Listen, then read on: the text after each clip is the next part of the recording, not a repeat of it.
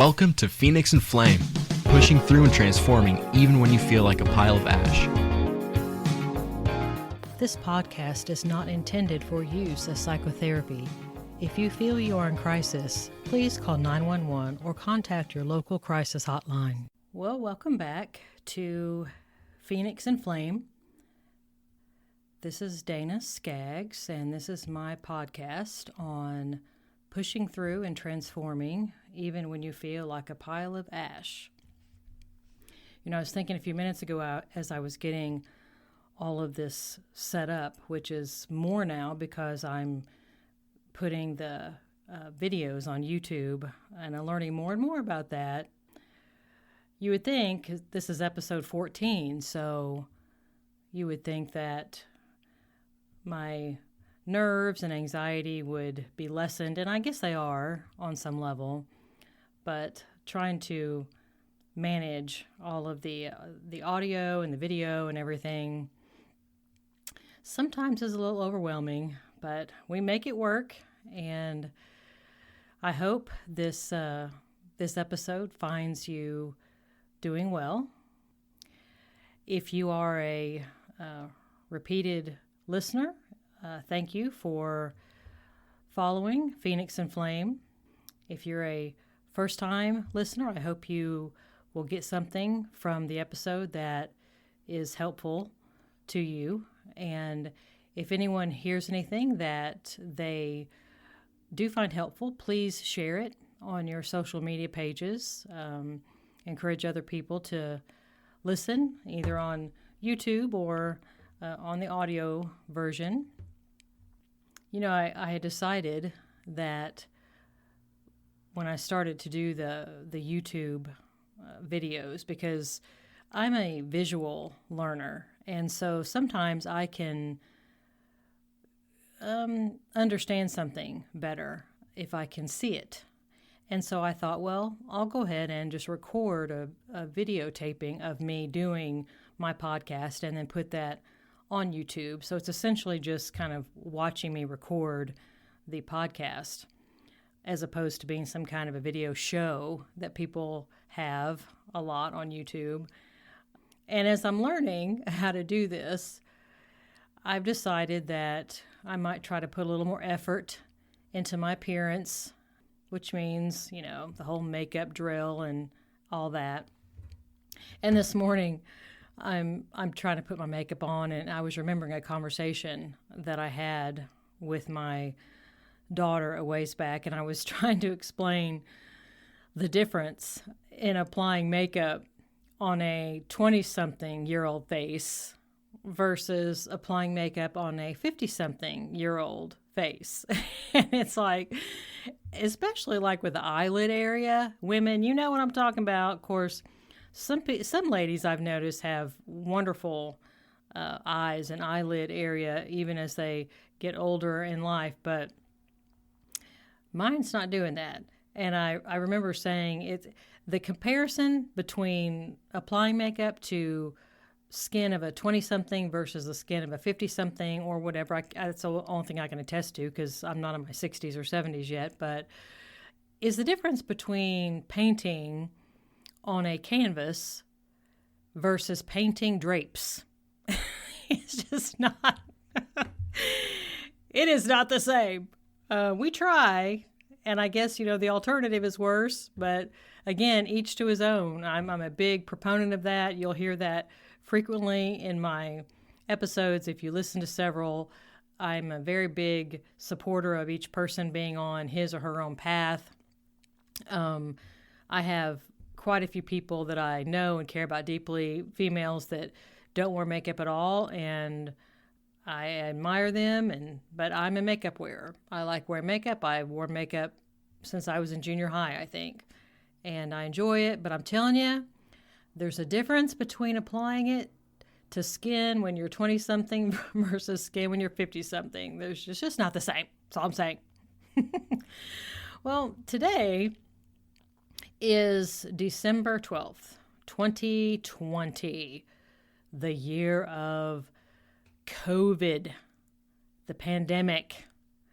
And I am noticing, because already, okay, this kind of started about March-ish, and we're in December.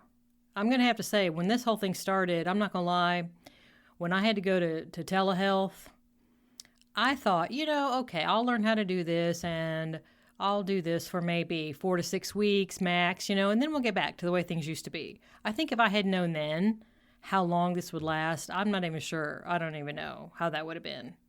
That would have been bad. Sometimes it's good not to know. Sometimes it's good just to be in the moment and not know, which is what I'm going to be talking about some later on in this episode. But here we are.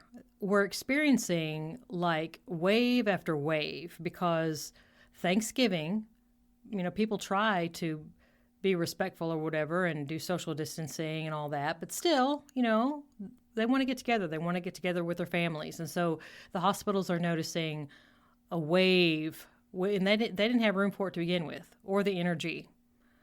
Be that as it may, there came the Thanksgiving wave, and now we're getting ready to come into a Christmas wave. And some cities are talking about just locking everything down like they did in the very beginning in March and just closing everything down. And, there's some owners of smaller businesses that are saying, look, if I have to shut down again, I won't be able to open back up. And so you also have to think about the economy. And I've been noticing really more and more the differences in people because being a psychotherapist, I see lots of different types of people, and I appreciate them all. Just very different personalities and different histories and different takes on things. And not only that, but also just out in the community, I've just been noticing more and more the dichotomy, the differences in people's attitude about how to deal with COVID. And it seems like people are getting more extreme. Like you'll have, and maybe it's in response to each other. You'll have one group that is, masked up no matter where they go. They even wear their masks. You'll see them, they'll have their masks on inside their cars. Sometimes people are wearing masks inside their own homes, being very, very limited about how much they're around other people, and paying very close attention to those types of things. And then you have another group of people that don't mask, don't like the masks, feel like having to wear a mask is an intrusion on their personal rights as citizens of the United States, and they don't like that. And some people in that group feel that it's a healthier thing to get out there and experience COVID and let their body develop antibodies and go on like that. And sometimes it's hard to figure out which way you want to go in light of everyone's attitudes. Everyone's not all on the same page with this. And of course, it's a pandemic. My gosh. No one that's alive now has ever been through a pandemic before, as far as I'm aware. So I'm not a big history buff. I don't know a lot about history, so I can't sit here and reel off the last year we had a pandemic. I remember reading articles about it, but I can't remember what year it was. But it was a long, long time ago. Long time ago. So we're all just like, just shooting from the hip, just pulling stuff out of our butt. We don't even know what we're doing. And I'm hoping that everyone will just respect each other, but that's really kind of not happening sometimes, unfortunately. But I'll tell you something that is present is fear and worry. And people are trying to not feel that. You hear a sort of a mantra of some people, faith over fear, which you got to respect. People trying to find a way to not be so fearful and to be able to live their lives, because you just can't curl up theoretically, you can't curl up in a ball and just forget all this is even happening. It's not going to work as much as some of us would like to do that, particularly under a big, fluffy comforter with maybe a mug of hot chocolate. That would be nice. And hide and not have to face anything. But unfortunately, you can't stay that way. If nothing else, you'd have to go to the bathroom. You'd get bored. You'd run out of hot chocolate. And before long, you're out of that bed. You just have to face stuff sooner or later. So I wanted to make an episode today about one small way, maybe, of being able to do that. And I ran across a book the other day. For those of you who are watching this on YouTube, I'm trying to show it. I hope you can see it. I think you probably can. The book is by Dale Carnegie. It's called How to Stop Worrying and Start Living. This book was given to me many years ago by a patient that I had. He felt that it was very helpful to him and he wanted to share it with me. And I was so glad that he did. I thought that was so thoughtful. And I did read a lot of the book, and I've got it highlighted and underlined and words in the margins and stuff, which is what I do with books. I don't see the sense in doing anything else. If I'm going to read it, I'm going to read it. But I got flipping through this the other day and ran across some things that I thought, this would be helpful. I'd like to talk about this on my next podcast. So if you want to get the book, I'm sure it's available on Amazon or wherever you like to shop. But I'm on page 4, and there's just a couple of things that I wanted to bring out. One of them is near the top, and it's a quote by Thomas Carlyle. And it says, "Our main business is not to see what lies dimly at a distance, but to what lies clearly at hand." Keep that in mind. Now I'm going to read you the next. This next section is a little longer, but I've read through it several ways, and there's just really no way I can abbreviate it and really convey the whole meaning. So just have a little bit of patience. I'm just going to kind of read down through here.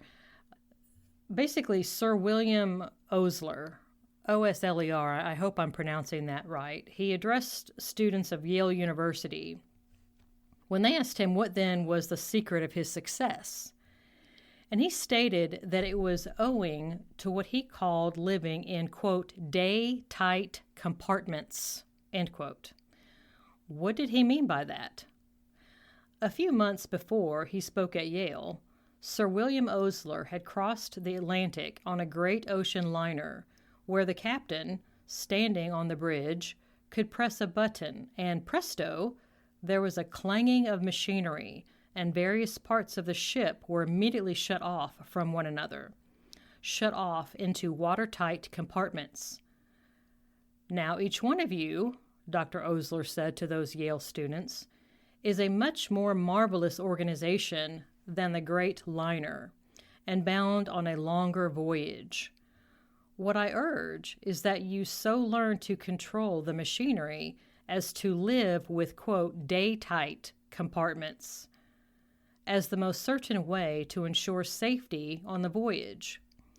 Get on the bridge and see that at least the great bulkheads are in working order.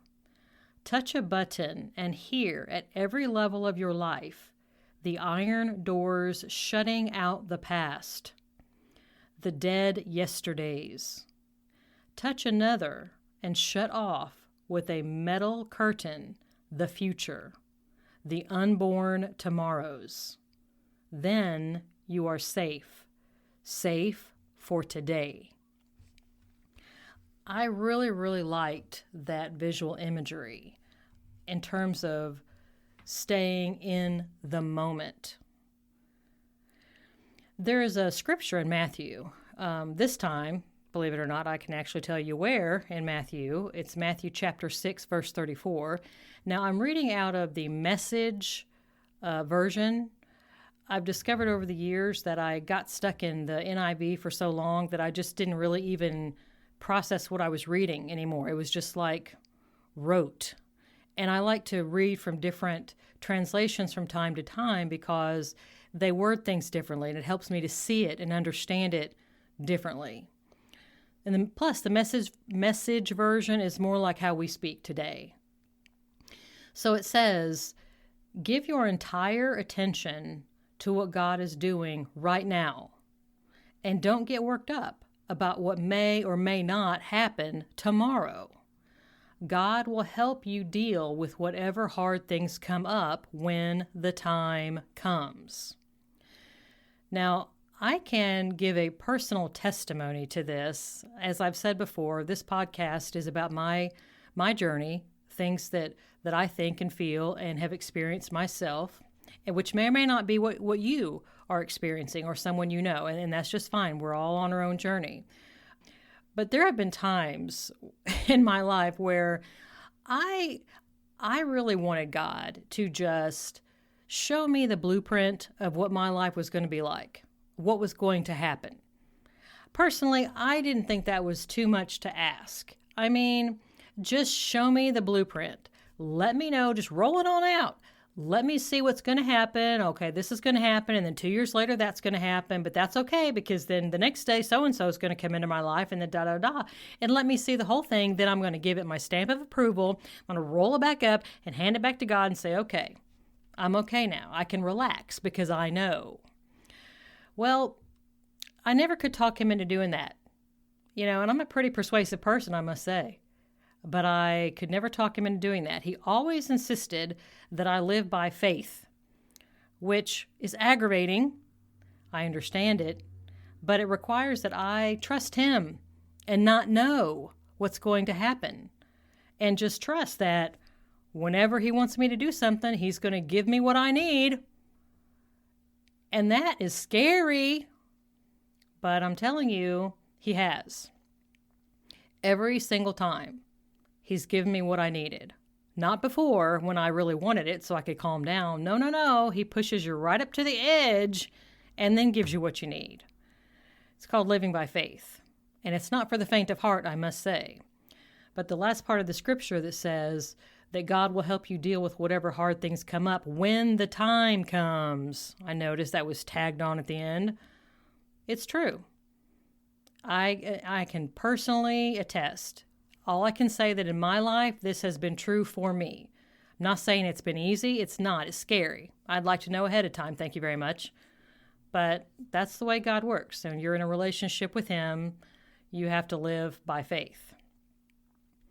Because just a side note, if we didn't have to live by faith, we wouldn't really need him that much, because then we'd be in control. We'd know what all was going on, and we wouldn't have to pray and cling to him just because we're scared of what's going to happen. And we really don't have to be scared, but we are, because we want to know. We find our security in our own knowledge. At least I'm saying we, but I guess I mean I can't speak for you. I'm more comfortable when I know what's going on. But that's not how life works either. We don't know. So all of this stuff that I've been reading, that I read in Dale Carnegie's book, and this scripture, and there's several more scriptures along these similar lines, but I didn't feel like dragging them all out. I thought that was sufficient for today's episode. All this stuff sounds great, right? I mean, just leave the past behind you. Don't think about tomorrow. Just live in the moment. Okay. That sounds like a really good idea. Why is it so hard? It's so freaking hard to do that. Why do we spend so much time anyway on what happened yesterday and what might happen tomorrow?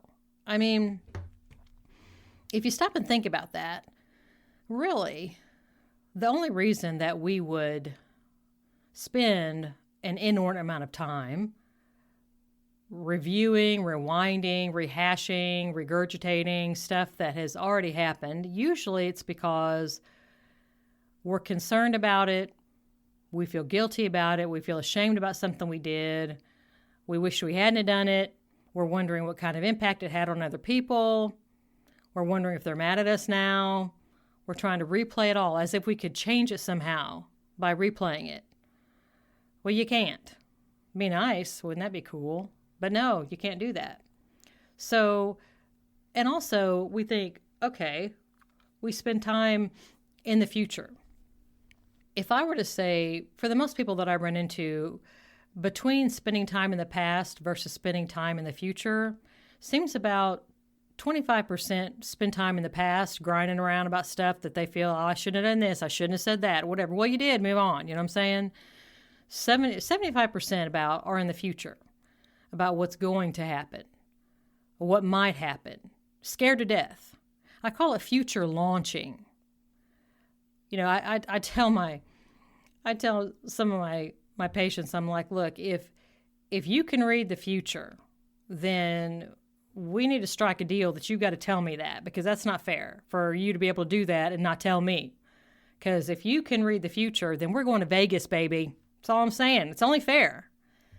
And I haven't run into anybody yet that actually read the future or can tell the future. I'm still waiting. Okay, I'm open-minded. I've told you that. I'm open-minded. Maybe there's going to be somebody walk in my office next week that can tell the future. That'll be fun. Maybe not. I think there's a reason why we're not supposed to know what the future holds. We think we want to know, don't we? So we can prepare ourselves. But I think if we knew, like I said, in March when COVID started, if I knew it had been going on this long and it's probably going to go on who knows how many months more, I don't know how I would have felt. It'd have been very hard to deal with it if I'd have known that. I don't think I would have known that. I don't want to know that. But when we launch into the future, we pull stuff back. And if we could all agree for just a moment that the future is just the now that hasn't happened yet. Can we all agree on that? Okay? So if you look at the now and you look around you, you're going to see some nasty stuff, yes. But you're also going to see some pretty cool stuff, some pretty wonderful things in the now.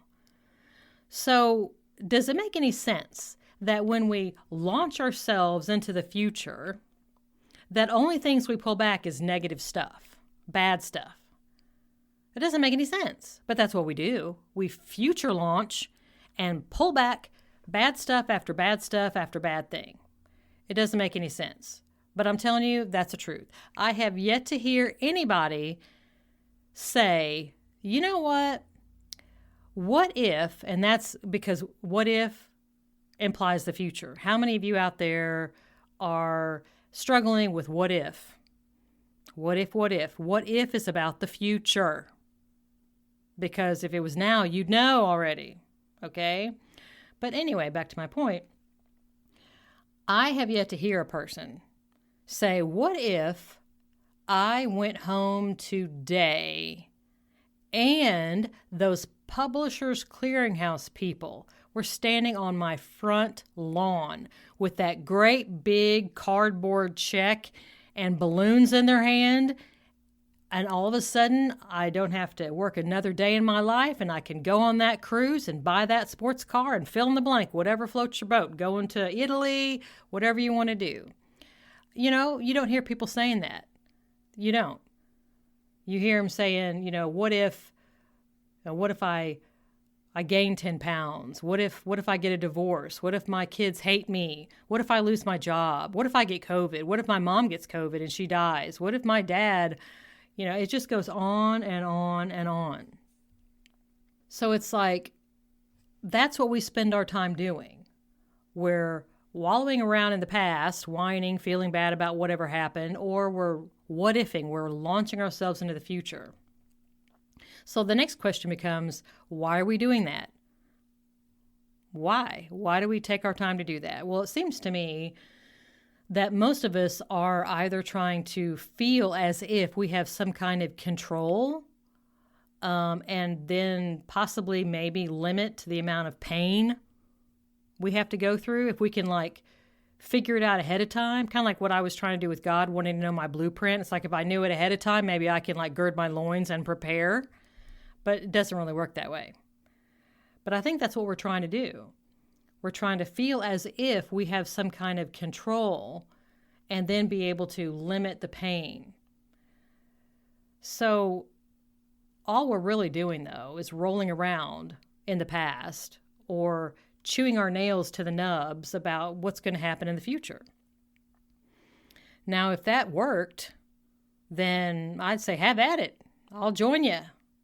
But I have yet to see any kind of situation where rolling around in the past or chewing our fingernails down to the quick about the future actually helps anything. That kind of thinking only weakens us. And it doesn't change a damn thing. Whatever's happened in the past has already happened. You can't change that. And whatever's going to happen in the future, it's going to happen. You can't deal with it now. It's like how the scripture said that God would help you to deal with whatever hard things come up when the time comes. You can't deal with something that hasn't happened yet. But we think we can. We think we can prepare. So I think that's our motivation maybe. But it's not particularly effective. So then the next question becomes, all right, Dana, then how do we stay in the moment? I mean, all this sounds great, but how do you stay in the moment and not be overwhelmed by these nasty, intrusive thoughts that are pulling us back into the past or filling us up with fear of the future? Now, I want to say that sometimes people have unprocessed trauma that fills them up with so many trigger points that it's almost impossible for them to stay in the moment, because the triggers, by their very nature, pull them back into the past, into the pain. Just to take a little sidetrack for just a moment, because I feel like this is worth discussing, there's a part of our brain called the amygdala and hippocampus. Basically, if you were to take a pin and you pushed it in your ear and you pushed another one in your eye, where they would meet in the middle is basically where the amygdala and hippocampus reside. And in general, that's where a lot of our emotions, especially the part of our brain that holds trauma, that's where it is. And some people will call that part of the brain the animal brain, because it responds like an animal. And it's where a lot of the fight or flight resides. When we feel threatened, it flips us into fight or flight. It's very, very fast. And I don't have time in this episode to go all into all of that. I might do it some future episode. We'll see. But I guess what I wanted to explain about the animal brain or the amygdala and hippocampus is that it doesn't really have a sense of time. So if someone, let me give you an example. Let's say someone who had been raped years ago, and the rapist was wearing a certain type of cologne, then that becomes a trigger point, that smell. And so let's say it was a woman who was raped. You know, men can be raped too, but let's just say a woman was raped, and it's, 5, 6, 7, 10 years down the road, and she's walking in the grocery store, pushing her buggy, minding her own business, getting her some Campbell's soup off the shelf, and then all of a sudden she smells that cologne. In that moment, she is no longer standing in the grocery store. Her brain has jerked her back. That part of her brain, the animal brain, has jerked her back to the sensation of being raped. That's what a trigger does. It pulls you back. That part of your brain has no sense of time. It cannot say to you, well, this is 2020. That rape happened in, let's say 2014. The rapist is in jail. He's nowhere around. You're in the grocery store. Those are the kinds of thoughts that happen in your neocortex, in sort of the frontal lobe part of your brain.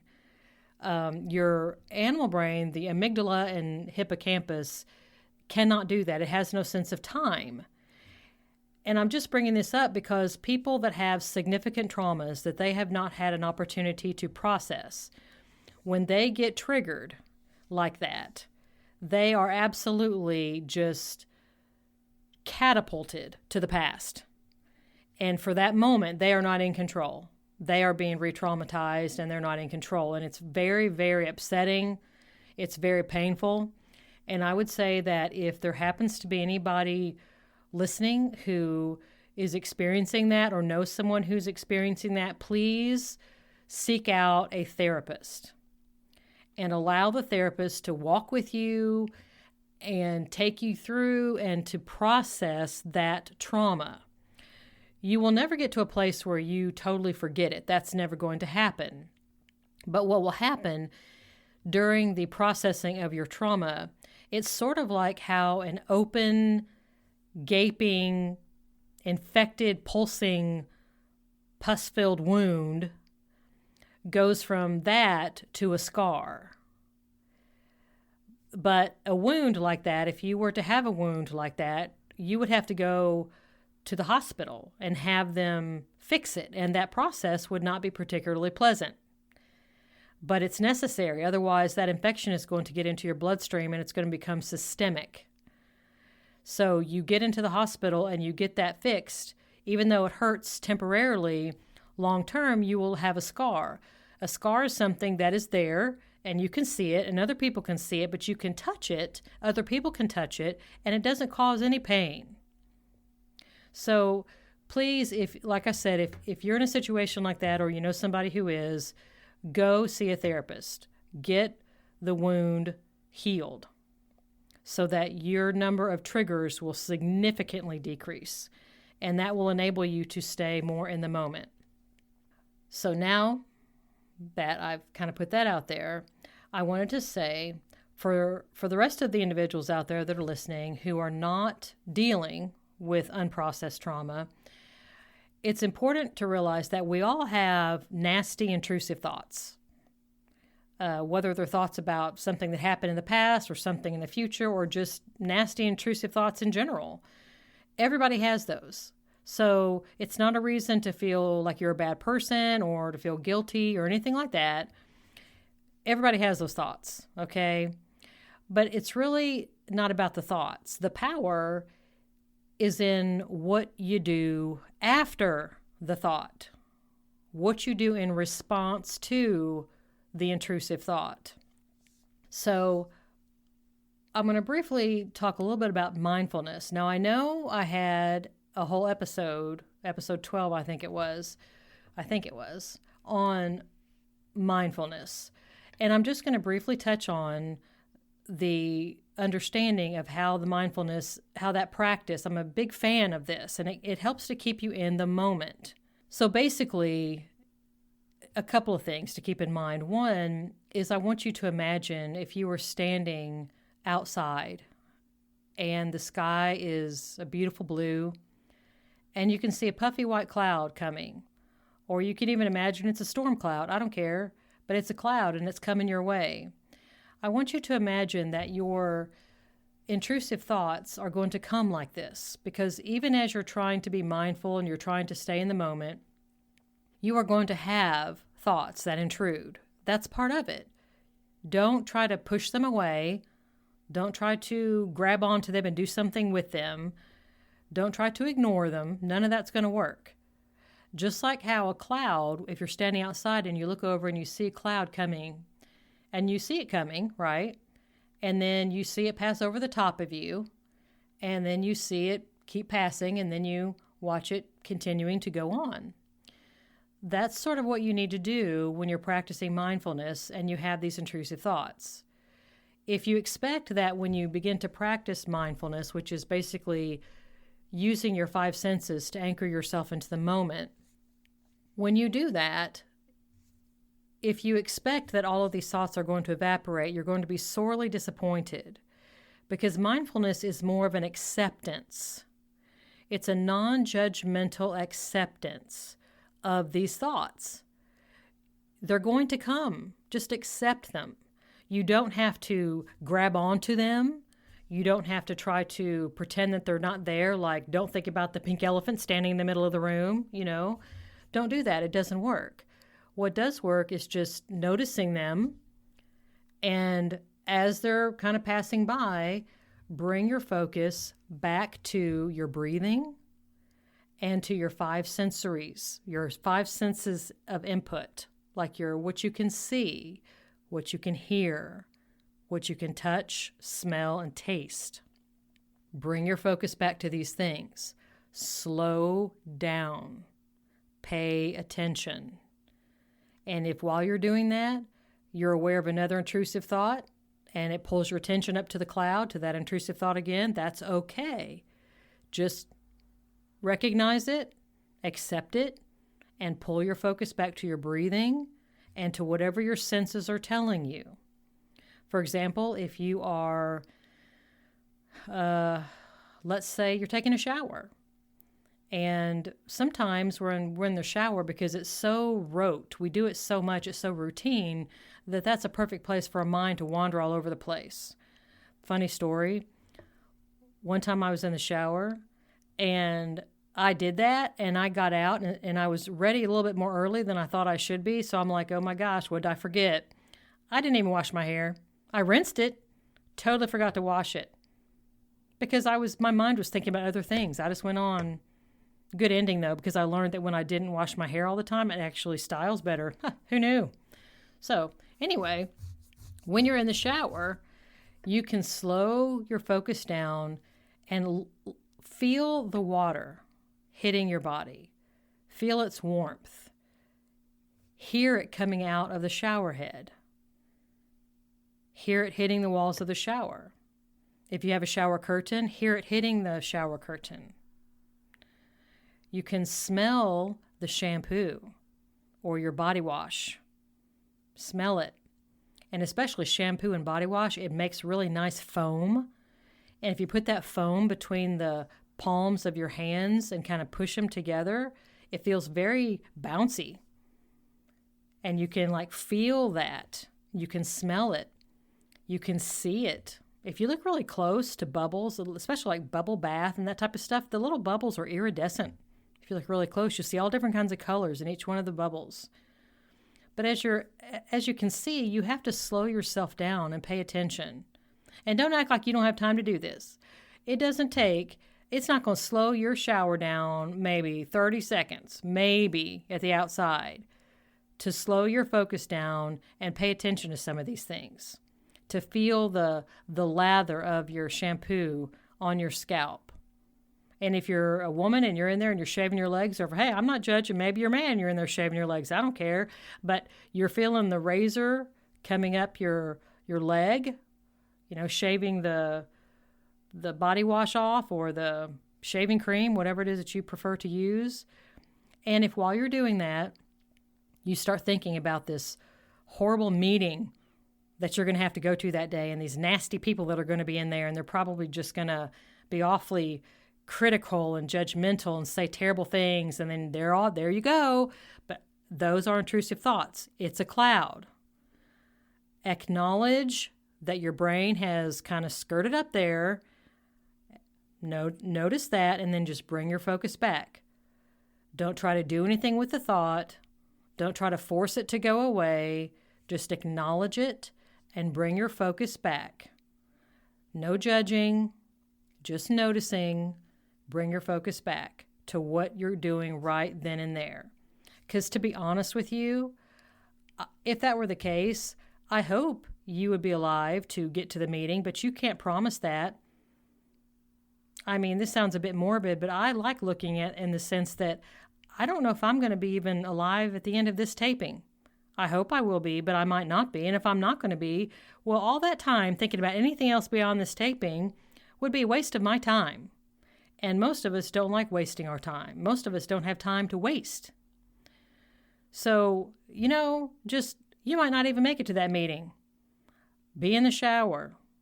Enjoy the shower. And then enjoy a cup of coffee. Enjoy the smell of it. Enjoy the feel of the warm cup in your hands. There's all kinds of things to focus and enjoy if you just pay attention to what your senses are telling you. And while this is happening, you're calming down.